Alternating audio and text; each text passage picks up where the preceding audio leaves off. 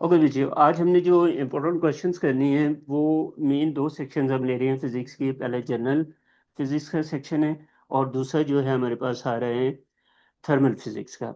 ये दो सेक्शन मैंने अभी इसलिए सिलेक्ट करें हैं कि एक तो इसमें से सिलेबस आपका ग्रेड 9 का तो पूरा हो जाएगा, ग्रेड 10 और 11 का भी इसमें मैक्सिमम पार्ट आएगा। अभी जो लेटेस्ट क्वेश्चन सॉरी आपका है ना, फ्राइडे को डिजिटल मॉक होना है 4-1 का, आउटगोइंग क्लासेस के लिए। उसके लिए ये दो सेक्शन बहुत ज़्यादा इंपॉर्टेंट है, क्योंकि कैम्ब्रिज में आप ये चीज़ याद रखिए कि जो शुरू के टॉपिक्स हैं, जो आसान टॉपिक्स हैं ना, मैक्सिमम पोर्शन उसमें से रखा जाता है, उसका वेटेज ज़्यादा होता है। तो इसलिए मैं इन दो सेक्शंस पे ज़्यादा फोकस कर रहा हूँ। जनरल फिजिक्स में आपका काइनेमेटिक्स है, फिजिकल क्वांटिटीज है, मास वॉल्यूम डेंसिटी है, मोमेंटम है, वेक्टर एडिशन है, प्लस वर्क एनर्जी पावर है। और उसके बाद थर्मल का सेक्शन है। थर्मल में आपका आ जाएगा प्रेशर और टेम्परेचर का फार्मूला है, हीट कैपेसिटी है, कंडक्शन, कन्वेक्शन, रेडिएशन है, थर्मल एक्सपेंशन है। ये सारी चीज़ें जो है ना थर्मल उसमें फिजिक्स में आ जाएंगी। तो हम जल्दी से इसकी प्रैक्टिस शुरू कर देते हैं। कुछ एमसीक्यूज जो इम्पोर्टेंट एमसीक्यूज थे वो मैंने सेलेक्ट करे हैं इन दोनों सेक्शन से। तो पहला एमसीक्यूज यहाँ पे आप देखें, in which row are quantities correctly categorise into scalar quantities and vector quantities. पहले कॉलम में स्केलर क्वांटिटी आ रही है और वेक्टर क्वांटिटी, साथ साथ हम रिवीजन भी करते हैं। Scalars are those physical quantity which have only magnitude but no direction. Magnitude का मतलब होता है क्वांटिटी ऑफ समथिंग, जैसे 10 kg। तो 10 kg जो है, this is quantitative value, so this is called magnitude. And vectors are those physical quantities which have magnitude as well as direction. तो अब आपने ये सिलेक्ट करना है इनमें से कौन सी वेक्टर है और कौन सी स्केलर है। तो यहाँ से देखें ऑप्शन ए में mass and energy. Mass and energy are scalar because they have only magnitude but no direction. On the other hand, weight and acceleration are vector because both have magnitude as well as direction. ठीक है। जबकि यहाँ पे gravitation field, strength and time, एक scalar आ रहा है, एक vector आ रहा है। Speed and momentum, momentum is vector, speed is scalar. Distance and energy, ये दोनों स्केलर है। ये भी हो सकता है लेकिन इसके साथ velocity and temperature, temperature is a scalar and velocity is a vector. मतलब आपने ऐसी दो क्वांटिटीज लेनी है, दोनों स्केलर और दोनों वेक्टर हो। तो उसमें से ये फर्स्ट एमसीक्यूज का फर्स्ट ए ऑप्शन जो है, दिस इज करेक्ट। इसके बाद आ जाते हैं हम दूसरे एमसीक्यूज पे। Which name is given to the quantity of matter in an object.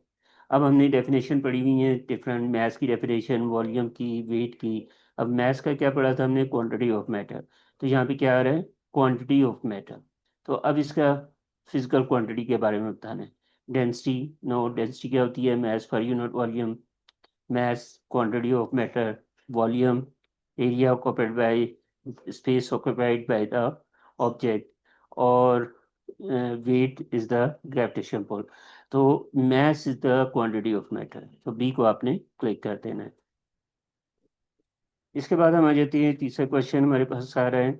A body is moved from place X to place Y where the gravitational field strength is different। मतलब जी की value जो है वो very कर रही है। What happens to its mass and to its weight due to the movement।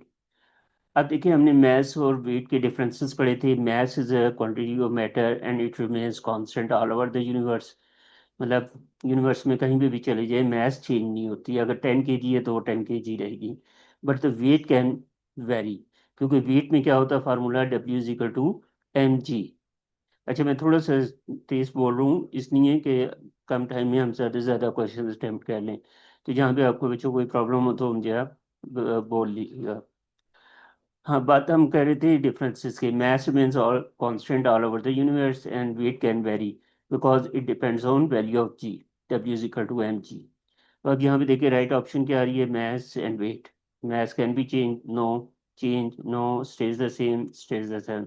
तो पहली ए और बी तो ऑप्शन पॉसिबल नहीं है, सी और डी में से देखते हैं इन दोनों में से।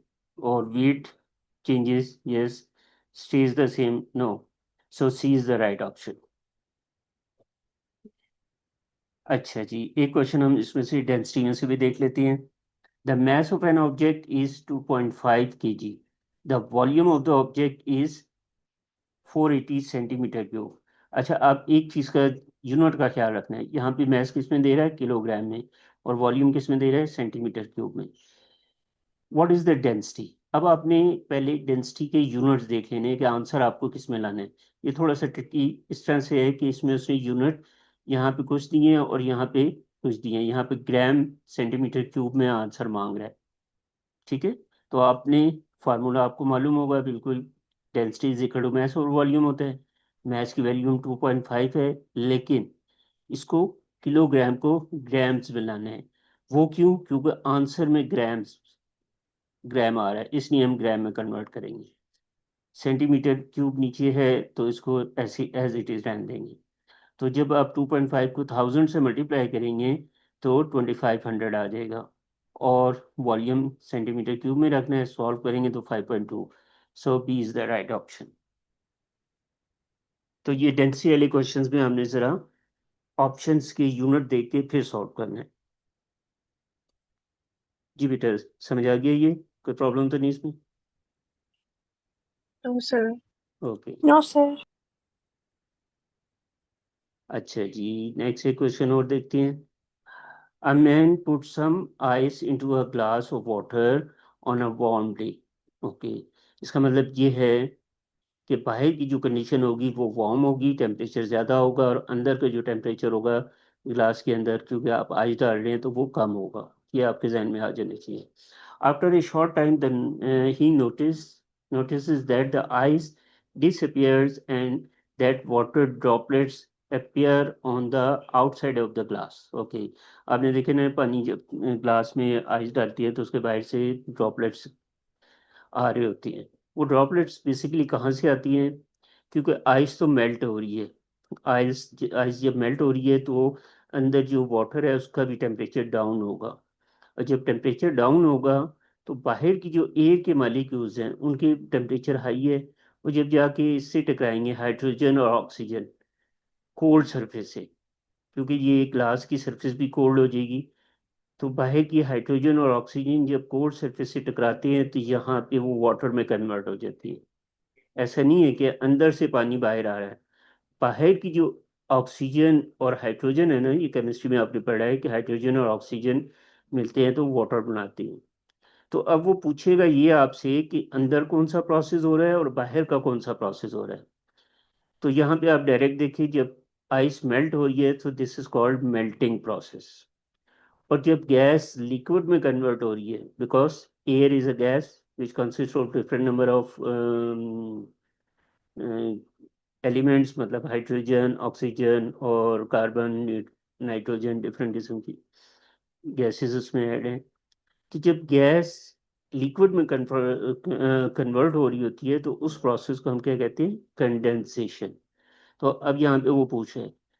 अच्छा, ये मैं सारी डिटेल बताने का मकसद ये है कि आपको बच्चे साथ साथ जो है टॉपिक रिवाइज भी हो जाए, कि आपने जो पढ़े हैं ना थ्योरी में, क्वेश्चन थोड़े कम करवाऊंगा, लेकिन इस तरह से कोशिश होगी कि आपको टॉपिक रिवाइज हो जाए, दोबारा आपको बुक्स या नोट्स वगैरह पढ़ने की जरूरत ना हो। तो जैसे हमने यहाँ पे मेल्टिंग का प्रोसेस रिवाइज कर लिया है कि conversion of solid to liquid at constant temperature, this is called melting process. तो वो क्या हो रहा था इनसाइड, और बाहर गैस से लिक्विड में कन्वर्ट हो रहा है, दिस इज कॉल्ड कंडेंसेशन। तो अब इसमें हम देखते हैं राइट ऑप्शन हमारे पास क्या आ रही है, condensation and freezing, no. Condensation and melting, boiling and melting, boiling तो कौन सा यहाँ पे यूज ही नहीं हो रहा, फ्रीजिंग एंड एवापोरेशन भी नहीं है। So B is the right option. बाहर कंडेंसेशन हो रही है और अंदर मेल्टिंग हो रही है। ओके जी, इसके बाद आ जाती है नेक्स्ट एक क्वेश्चन, प्रेशर से रिलेटेड है। गैस वॉल्यूम 200 सेंटीमीटर क्यूब, इसको मैं थोड़ा सा आपको सॉल्व करवा के देता हूँ। इसमें आपके पास ये जो है, this is volume, this is taken as V1। फिर कहते हैं trapped inside a container by a piston. The piston is pushed to the right and right पे पुश किया जा रहा है, and volume of the gas decreases to 100, मतलब volume जो है वो V2 आपके पास 100 पे आ गया, वॉल्यूम कम हो रहा है। अब जब वॉल्यूम कम होता है तो आपके जहन में कॉन्सेप्ट आ जाना चाहिए कि when the particles come closer, so the number of collision will increase. So as the number of collision will increase, the pressure of the gas will increase. हमने पढ़ा था ना, pressure in gas depends on rate of collision of gas molecules with each other and with the walls of the container. जब volume कम हो रहा है, spaces कम हो रही है, नंबर ऑफ कोलिजन ज़्यादा हो गई है, प्रोबेबिलिटी आपने जो पढ़ी है, प्रोबेबिलिटी ऑफ कोलिजन इंक्रीज हो जाएगी. सो जब नंबर ऑफ कोलिजन इंक्रीज हो जाएगी पर यूनिट टाइम एटम्स में, तो उनका जो प्रेशर है वो इंक्रीज हो जाएगा. वॉल्यूम इज डिक्रीज हो रहा है और प्रेशर इंक्रीज हो रहा है, ये आपके जहन में आ जाएगी. अच्छा, साथ उसमें कंडीशन में होता है ये temperature of the gas remains constant. तो जैसे ही आपको ये टेम्परेचर गैस के टॉपिक में आपको मिले कि टेम्परेचर कांस्टेंट हो गया, तो ये कौन सा लॉ हो जाएगा? हमने पढ़ा था एक law, Boyle's law. Boyle's law में क्या होता था? Pressure is inversely proportional to volume. मतलब जहाँ वॉल्यूम कम होगा वहाँ पे प्रेशर ज़्यादा होगा और टेम्परेचर कांस्टेंट होगा. फिर इसके साथ हमने एक रूल पढ़ा था, P1 is equal to P2 V2. ये रूल हम यूज़ करेंगे इसमें लॉ, और ये कब लगेगा? जब टेम्परेचर कांस्टेंट होगा. अच्छा, ये सारा हमारे पास आ गया डाटा. वॉल्यूम कम हो रहा है, 200 से 100 पे आ गया. अब वो पूछते हैं कि which row states the effect that this has the kinetic energy of the gas particles and the force per unit area. अब ये फोर्स पर यूनिट एरिया इसने डायरेक्ट प्रेशर नहीं कहा, उसकी डेफिनेशन कह दी है. And the force per unit area exerted by the particles colliding with the inside walls of the container. मतलब ये कंडीशन देने के बाद वो पूछ रहा है कि काइनेटिक एनर्जी पार्टिकल्स की कैसी रहेगी और उनके प्रेशर पे क्या इफेक्ट होगा. अच्छा, हमने जैसे ये पढ़ा ना, P1 V1, प्रेशर डिक्रीज होगा इंक्रीज होगा, तो उसने प्रेशर का यहाँ पे वर्ड नहीं यूज किया, उससे प्रेशर की डेफिनेशन यूज करी है. ये थोड़ी सी ट्रिक है इस क्वेश्चन में. तो आपने इस चीज से कंफ्यूज नहीं होना, क्योंकि हमने प्रेशर का फार्मूला क्या पढ़ा, सॉरी डेफिनेशन क्या पढ़ी थी? Force per unit area.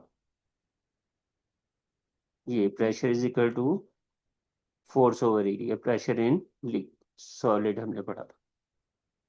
इस कॉन्सेप्ट को हमने यूज करना है. मैं रिपीट कर रहा हूँ इस क्वेश्चन को दोबारा, कि इसमें वॉल्यूम 200 से 100 पे आ गया, टेम्परेचर कांस्टेंट है, और वो पूछ रहे हैं कि न्यू प्रेशर जो होगा वो बॉडी पे क्या इफेक्ट होगा प्रेशर पे, साथ काइनेटिक एनर्जी भी क्या होगा. तो इसको हम आगे देखते हैं. जी, ये देखें, यहाँ पे कह रहा है कि ये ऑप्शन में kinetic energy double, force per unit area, pressure would be double. Okay, kinetic energy double, pressure same, no. Kinetic energy same, and this will be double. Okay, stays the same and stays the same, no. ये first second और fourth option possible नहीं है, only this possible, क्योंकि volume 200 से 100 पे आया है, half हुआ है, तो प्रेशर को डबल हो जाना चाहिए. हमने पढ़ा था ना, pressure is inversely proportional to volume. जहाँ पे वॉल्यूम कम हो रहा है वहाँ पे प्रेशर ज़्यादा होगा आती है. और साथ kinetic energy of the gas molecules, क्योंकि मालिक्यूल्स को हमने यहाँ पे टेम्परेचर कांस्टेंट रखा हुआ है, उनकी स्पीड कांस्टेंट होगी, तो half into M into V square, जो काइनेटिक एनर्जी का फार्मूला है वो भी कांस्टेंट रहेगा. तो जब तक टेम्परेचर इंक्रीज नहीं होगा काइनेटिक एनर्जी इंक्रीज नहीं होगी. तो सी इज द राइट ऑप्शन. ठीक है बच्चे, समझ आ गया सबको? जी सर.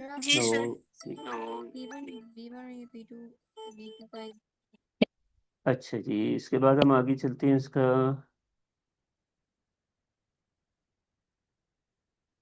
नेक्स्ट क्वेश्चन में,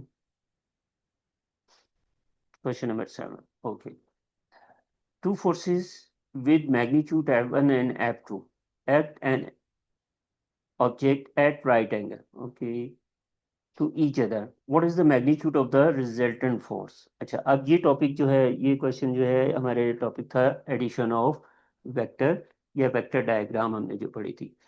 एक चीज मैं यहाँ पे दोबारा क्लियर कर दूं बच्चे, पहले जो वेक्टर एडिशन में था ना, वो पैरेललोग्राम मेथड भी आता था, और दो वेक्टर्स जो किसी भी एंगल पे हो सकते थे, इनको हम इस तरह से रिप्रेजेंट करते थे, कोई एंगल 30 40 कुछ भी होता था, वो हम यूज करते थे, उसकी रिजल्टेंट निकालते थे पैरेललोग्राम मेथड से, स्केल डायग्राम से।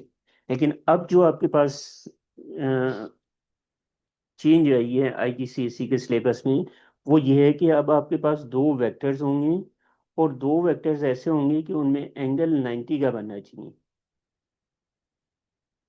तो ऐसे क्वेश्चन जिनमें एंगल परपेंडिकुलर आ रहा है, जैसे यहाँ पे उसने कहा है राइट एंगल, F1 हम इसको ले लेते हैं, दिस इज टेकन F2। वो कहते हैं इनका एडिशन या रिजल्टेंट फाइंड करें। तो अगर हम रिजल्टेंट की बात करें, तो ये जो थर्ड लाइन आएगी, from the tip from the tail of first to the head of second, that is supposed to be resultant। अब ये आपने मैथ्स में ट्राइंगल पढ़ी है जो राइट एंगल ट्राइंगल, 90 के अपोजिट जो साइड होती है उसको हम क्या कहते हैं, हाइपोटेन्यूज। और जो एंगल कोई गिवन है, इसके अपोजिट जो साइड होती है उसको क्या कहते हैं, परपेंडिकुलर। और एडजेसेंट टू, ये बीच में जो साइड होगी ये बेस हो जाएगी। अब जब ये अपने प्योर मैथ्स की तरफ हम आ गए हैं, जब भी राइट एंगल ट्राइंगल हो, उसकी दो साइड्स गिवन हो, तो तीसरी साइड फाइंड करने के लिए हम कौन सा रूल यूज करते हैं, पाइथागोरस थ्योरम। पाइथागोरस थ्योरम कैसे यूज होता है, जो आपने पढ़ा है ना, हाइपोटेन्यूज का square is equal to base square plus perpendicular square. तो एक्चुअली हमें ये जो हाइपोटेन्यूज यहाँ पे एफ है, इसकी वैल्यू फाइंड करनी है। तो उसको मैं डायरेक्ट ऐसे भी लिख सकता हूँ, F square is equal to base square, base is F1 plus F2 square. और नेक्स्ट स्टेप में आप इसका स्क्वायर रूट ले लें, तो ये स्क्वायर रूट से खत्म हो जाएगा, यहाँ पे नहीं खत्म होगा, क्योंकि ये दोनों क्वांटिटीज पहले स्क्वायर लेंगे, इनका स्क्वायर लेने के बाद फिर ऐड करेंगे, तो इसलिए इनके स्क्वायर डायरेक्ट कैंसिल नहीं होंगे। मैथ्स का रूल है, इसको मिक्स नहीं करना आपको। अब इससे रिलेटेड क्वेश्चन आपके पास ऑप्शन कौन सी बन रही है, डी नो, इसमें स्क्वायर नहीं है, इसमें भी नहीं है, इसमें भी नहीं है, this one, A is the right option. तो रिजल्टेंट वेक्टर के क्वेश्चंस या एडिशन ऑफ वेक्टर के क्वेश्चंस आपने ऐसे करने हैं बच्चे। जी, नेक्स्ट क्वेश्चन की तरफ आ रहे हैं हम। Boy takes 30 minutes to cycle a distance of 8.0 kilometer. He then walks a further distance of 2.0 kilometer, okay, in 15 minutes, okay। What is the average speed? अब एवरेज स्पीड का फार्मूला हमने में दो फार्मूलाज पढ़े थे, मैं आपको रिवाइज करवा रहा हूँ दोनों। एक तो हमने पढ़ा था total distance over total time, total distance over total time, average speed के लिए, this is the symbol for average speed.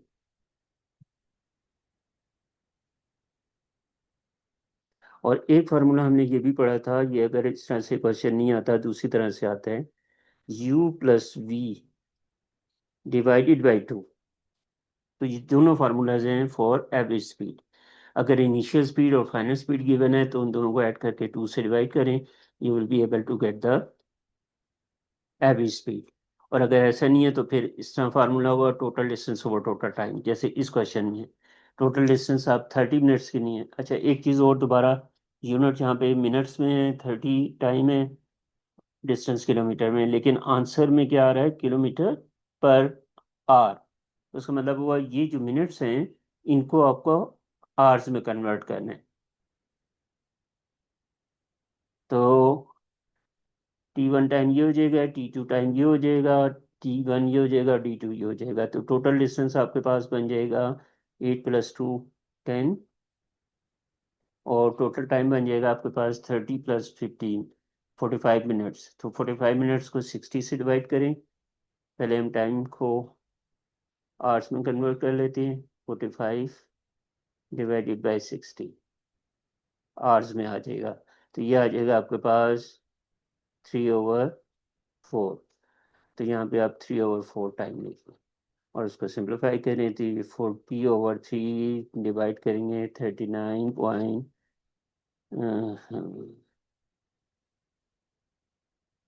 क्या आ जाएगा 40/3। 40 को 3 से डिवाइड करें तो ये अबाउट आपके पास 13 पॉइंट समथिंग आ जाएगा, 13.3। तो 13.3 का मतलब ये होगा राउंड ऑफ करके आंसर आपके पास 13 किलोमीटर पर आवर। अब यहाँ पे आपने जो मिस्टेक करते हैं बच्चे, वो क्या करते हैं, वो टाइम को कन्वर्ट नहीं करते। जैसे यहाँ पे 60 मिनट्स था ना, सॉरी 45 मिनट्स था, क्योंकि 30 मिनट्स और 15 मिनट्स ये टोटल टाइम आया। मिनट्स को आवर्स में कन्वर्ट करना है 60 से डिवाइड करके, फिर उसको आपने फार्मूले में यूज़ करना है टोटल डिस्टेंस और टोटल टाइम से। ठीक है, ये मिस्टेक नहीं करनी, यहाँ पे बच्चे ज़्यादा मिस्टेक कर जाते हैं। अच्छा जी, इसके बाद देखिए नेक्स्ट इक्वेशन और काइनेमेटिक्स का ये। A small light ball is dropped from the top of a tall building. Okay. Which graph shows how the speed of the ball changes with time? अब टॉल बिल्डिंग का मतलब है height ज़्यादा है, और लाइट बॉल का मतलब है कि मास कम है बॉडी की। जब मास कम होगी और ऊपर से नीचे की तरफ गिरेगी तो वेट तो उसका नीचे है डाउनवर्ड, लेकिन उसके ऊपर एयर रेजिस्टेंस या ड्रैग फोर्स जो है that will move in upward direction. और हमने ये पढ़ा था कि फर्ज करें ये आपके पास बॉल है, this is moving downward, weight is acting downward, at the same time air resistance will start to increase।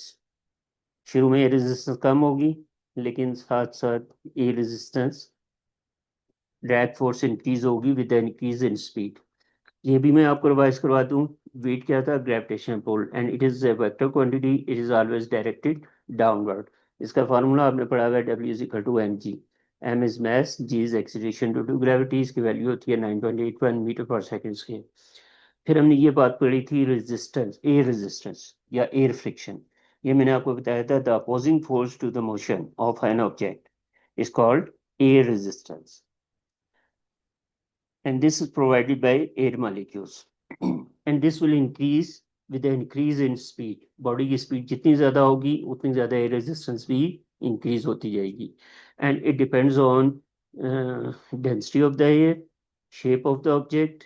मतलब जितना फ्लैट होगा उतना ज़्यादा एयर रेजिस्टेंस ऐड करेगी, और जितना पॉइंटेड शेप होगी उतनी कम एयर रेजिस्टेंस ऐड करेगी। और डेंसिटी जितनी ज़्यादा होगी एयर की, एयर रेजिस्टेंस ज़्यादा हो जाएगी। और इसी तरह से स्पीड के साथ, स्पीड जितनी ज़्यादा होगी एयर रेजिस्टेंस इंक्रीज होगी। ये तीन फैक्टर्स थे, ये भी साथ याद करने।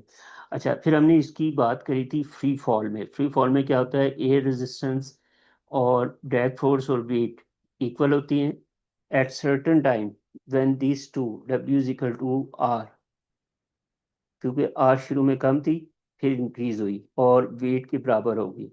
जब ये कंडीशन हो जाएगी तो body will start to move with the constant velocity which is called terminal velocity.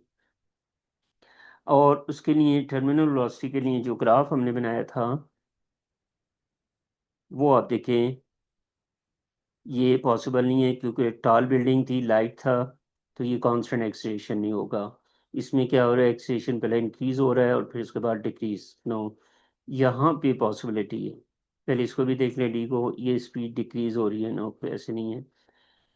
ऊपर से जब नीचे चीज गिरेगी तो पहले स्पीड इंक्रीज होगी, साथ ही एयर रेजिस्टेंस भी इंक्रीज होती जाएगी, और at a certain time air resistance become equal to weight. Now the speed of the body will be constant and acceleration would be zero, and body will move with a constant velocity which is called terminal velocity। तो free fall के लिए हमेशा आप याद रखेंगे graph इस तरह का बनेगा। ये मेरी कोशिश है कि एक एक एमसीक्यू के साथ पूरा पूरा टॉपिक आपको रिवाइज करवा दूँ, इसलिए थोड़ा सा मुझे ज़्यादा टाइम देना पड़ रहा है इस पर। कोई प्रॉब्लम तो नहीं हो रही ना बच्चों आपको?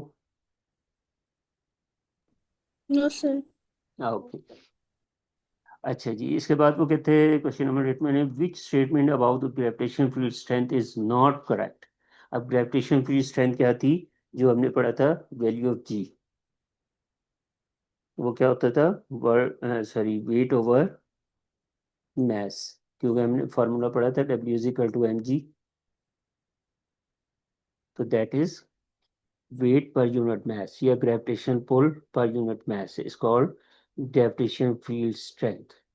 तो वो कहता है कि which statement is not correct, इन तीनों में से जो स्टेटमेंट है जो सही नहीं है वो आपने पॉइंट आउट करनी है, सिलेक्ट करनी है। पहले में वो कह रहे हैं it changes the mass of an object, is equivalent to the acceleration of free fall, बिल्कुल ये एक्सेलरेशन ऑफ फ्री फॉल कह सकते हैं, करेक्ट है।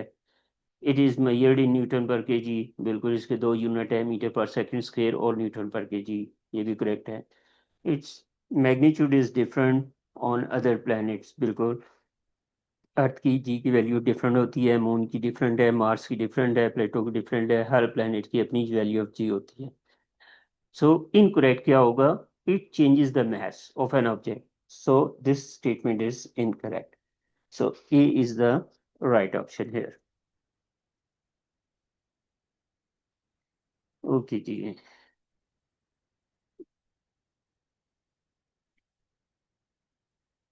नेक्स्ट क्वेश्चन पे आते हैं हम।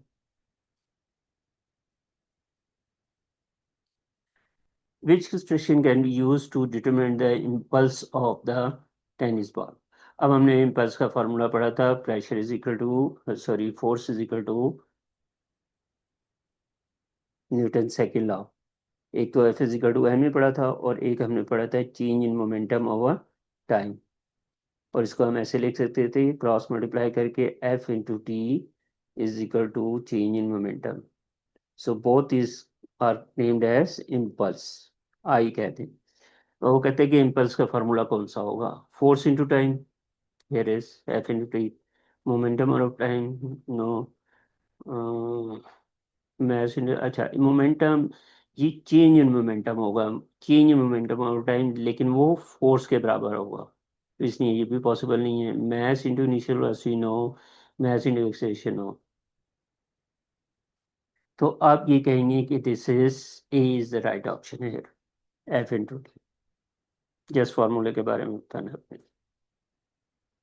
Okay, which question gives the momentum change order of an object, वही दोबारा वही क्वेश्चन आ गया हमारे पास। चेंज इन मोमेंटम हमने कैसे पढ़ा था, momentum change force over area no, momentum change force into distance no, force into distance over time, momentum change force into time. अभी इम्पल्स हमने जो पढ़ा था, तो इम्पल्स को हम दो तरह से लिखते हैं, फोर्स इनटू टाइम या momentum change delta P. So D is the right option. अच्छा एक क्वेश्चन और देख लें, an object has a mass of 20 kg, it is taken upstairs through a height of 4.0 meter, what is the increase in the store of gravitational potential? ये इसमें simple सा formula W, जो gravitation potential energy का formula था आपके पास, E is equal to M G H, तो math आपके पास ये हो गया, एच 4 हो गया और जी की वैल्यू 9.8 है, इन तीनों को मल्टीप्लाई करें so you will get the answer about this 780। अच्छा मेरे पास अब टाइम 1 मिनट है ये थे, तो अभी 15 क्वेश्चन रहते हैं, इसको मैं स्टॉप करता हूँ, उसके थोड़ी देर के बाद मैं आपको लिंक दोबारा भेजता हूँ।